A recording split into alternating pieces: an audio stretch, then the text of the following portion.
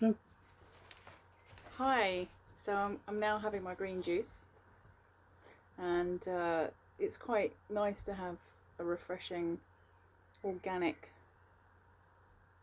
uh, full meal, I suppose it feels like. Mm.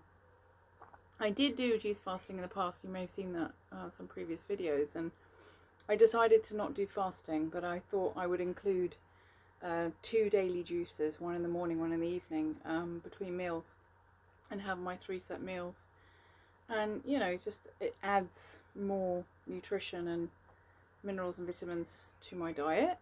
And I'm planning this week, this is April the 6th 2020, and planning out what I'm doing. So I'll be doing some of that tomorrow. But peas, I'm going to plant them really nice because peas just climb up and they have lovely flowers, and I'm going to put them in pots and they'll just climb up along the trellis on my balcony, so that would be lovely. These can go straight into the ground, the beetroot and the carrots. You can just drill them straight in, like if you've got a bed already prepared. When I'm going to dig up the front, I'm going to change the lawn into a veg bed, and then you should just drill them in. Drilling them in means just like, digging over the soil. You can even rotivate it, or you can really make it into a fine, loamy, soil to work with, organic matter. And then you just drill them in and just sow them along into little, just very little narrow lines. And then I've just got some parsley and some leeks, and this can just go straight in. You don't need to do little seedlings in a greenhouse with these. So if you haven't got a greenhouse, that's fine. You could just literally put them in. And runner beans are the same. I mean, obviously later on in the year, possibly cucumbers and courgettes and squashes and pumpkins and tomato plants can be bought. I've also got some pepper plants, but because I've got a greenhouse, I can keep them inside. So I have got quite a lot of plants I've grown from seed that are all in the greenhouse. And then I've got cress seeds, so they're really easy. If you just put them in one of these kind of like little trays with some compost. So a little bit of compost, put the cress seeds on top, and just keep it on the kitchen counter and spray it with water every day, and probably within like 3-4 days, up to 5 days, maybe a week, you'll have some cress. Just cut that off, add it to salads. It's all just very healthy, good stuff. And one of the nicest things I've got is wildflowers. These are really good. They're bee bombs, and they're just some kind of Hessian. No, actually, this is Hessian sac, but there's some kind of coir, is what I mean to say.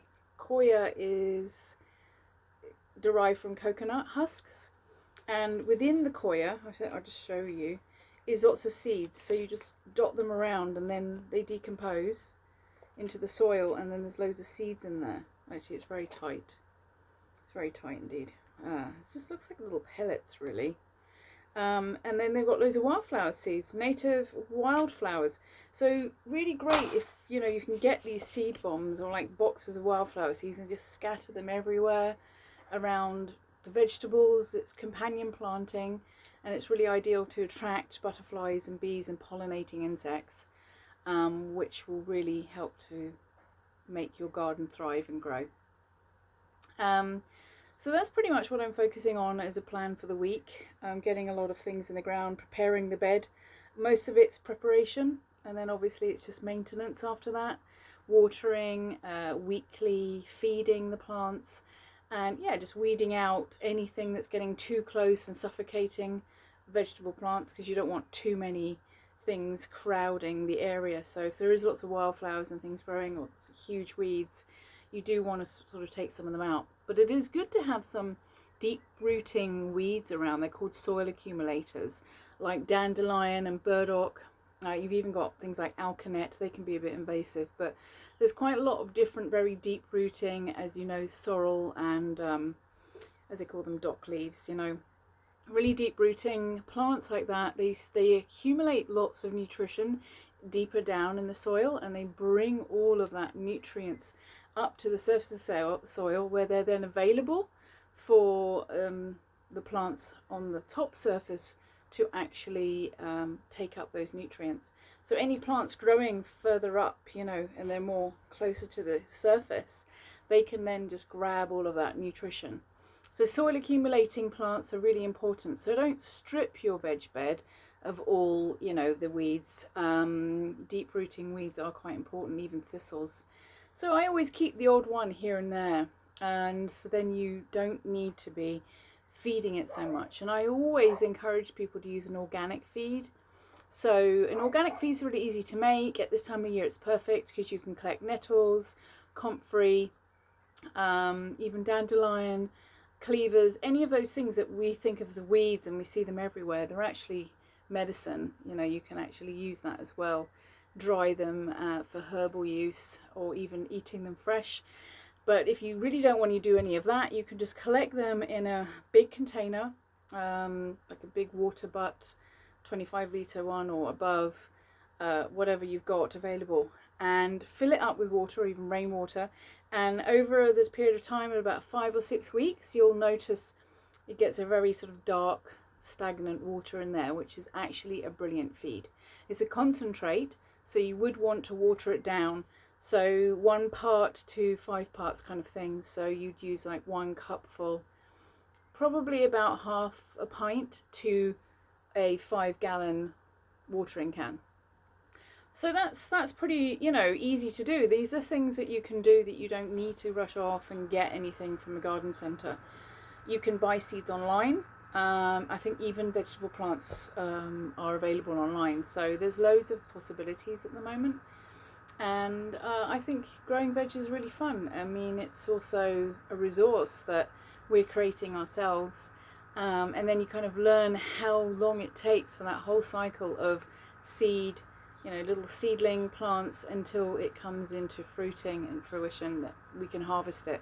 It's such a long process, you know, and it makes us appreciate and be so grateful for all the fruit and veg that we get. And I just think that's such a wasted resource sometimes when I see so much fruit and veg being wasted in the supermarkets. So yes, that's it really. I mean, vegetable growing, soft fruits, they're great. There's so much wild food out there too. We're coming into the season for wild foraging. This is just, like I say, all the greens, spring green stuff are coming up at the moment.